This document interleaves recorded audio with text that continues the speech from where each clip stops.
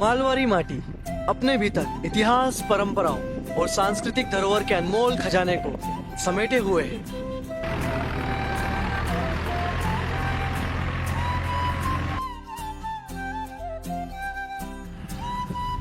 यहाँ की धड़कती हर जमीन, हर बहता झरना अपने साथ प्राचीन कहानी और सभ्यताओं की झलक लिए चलता है। सुंदर सी या सुंदरगढ़ एक छोटी सी बस्ती, लेकिन अपने अंदर युगों के इतिहास और विरासत समेटे हुए एक जीवंत दास्तान। यहाँ के प्राचीन मंदिर सिर्फ शिल्पकला के अद्भुत नमूने ही नहीं, बल्कि उन अनकहे कहानियों के साक्षी हैं जो समय के साथ धुंधली पड़ गई है। आइए इस सफर की शुरुआत करते हैं और खोजते हैं सुंदर सी के मंदिरों में छिपे हुए रहस्य और इतिहास के अनमोल किस्सों को। दास्तान एक ऐसे शहर की जो सांस्कृतिक तौर पे उज्जैन के समान है।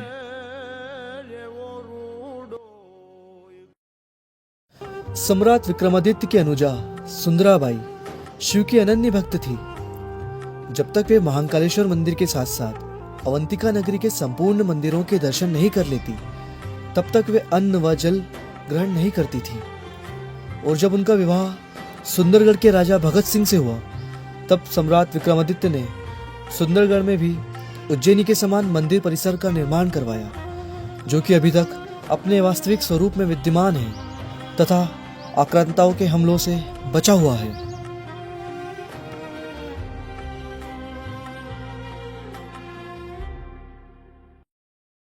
सन 1234 में इल्तुतमिश के द्वारा उज्जैनी के महाकालेश्वर मंदिर को ध्वस्त कर दिया गया था, जो कि अपने वास्तविक स्वरूप में नहीं है। सुंदरगढ़ के महाकालेश्वर मंदिर से हम ये पता लगा सकते हैं कि उस अनादि काल का मंदिर कैसा रहा होगा।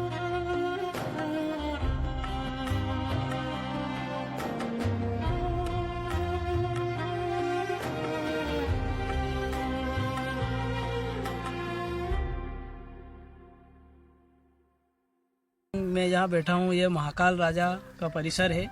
महाकाल ईश्वर मंदिर ये जो उज्जैन में बना हुआ है प्रसिद्ध मंदिर, उसी की दर्ज पर यहाँ सुंदर सी में यह मंदिर बना हुआ है। विक्रमादित्य द्वारा एक ही रात में यह भव्य मंदिर का निर्माण किया गया, ऐसा पुराने जो लोग यहाँ पे कहते हैं।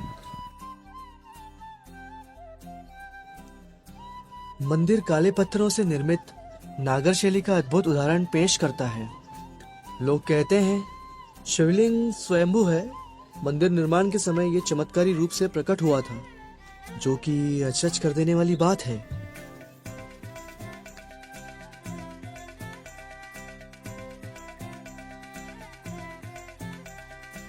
हरसिद्धि माता मंदिर भारत के प्रमुख शक्तिपीठों में से एक है। यह मंदिर माँ दुर्गा के अवतार हरसिद्धि माता को समर्पित है। राजा विक्रमादित्य की कुलदेवी के रूप में भी इन्हें ख्याति प्राप्त है। यह वह स्थल है जहाँ भक्ति, शांति और परंपराओं का संगम उज्जैन की छवि को साकार करता है। यह शहर न केवल एक पर्यटक स्थल है, बल्कि यह एक अनुभव है जो हर श्रद्धालु को हृदय में बस जाता है। मंदिर के बारे में बात करने के दौरान गांव वालों की आंखों में जो चमक थी, वो उनकी श्रद्धा और अपनी विरासत के प्रति प्रेम को दिखा रही थी। चर्चा के बीच किसी ने मालवी में कहा, ओ दद्दा, चाय तो पी लो, पहला बात तो होती रहेगी।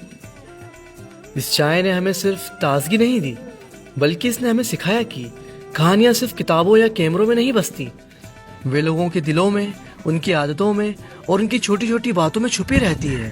तो जिस प्रकार यहाँ पर हरसिद्धि माता का मंदिर है, महाकालेश्वर मंदिर है, उसी तरह काल भैरव के बारे में यहाँ पर क्या विचार? काल भैरव का मंदिर यहाँ से कुछ पहले नदी के तट पे था।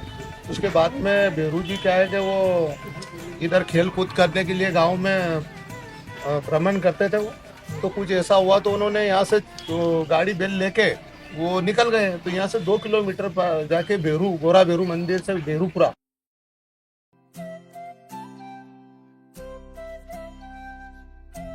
जैसे काल भैरव शिप्रा नदी के दूसरी ओर स्थित है और उज्जैन की सुरक्षा व शक्ति के प्रतीक माने जाते हैं, वैसे ही गोरा भैरव काली सिंध नदी की दूसरी ओर स्थित होकर श्रद्धालुओं के लिए आस्था का केंद्र है। काल भैरव मंदिर में मदिरा चढ़ाने के बाद उसका रहस्यमय तरीके से गायब होना एक चमत्कार माना जाता है। वैसे ही गोरा भैरव मंदिर में भी चढ़ाई गई मदिरा का अजीबोगरीब ढंग से अदृश्य हो जाना भक्तों को चकित करता है। बाबा जो है मदिरा लेते हैं, मैंने जो मेरा हाथ से किया है। इसी बीच हमें कुछ ऐसा पता चला जो बहुत ज्यादा अचरज कर देने वाला था।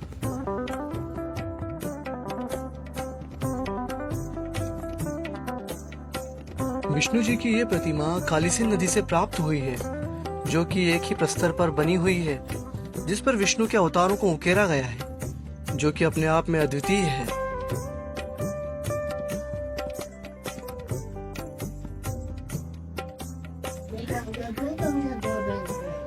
बचपन से ही कहानियां सुनकर बड़ा हुआ।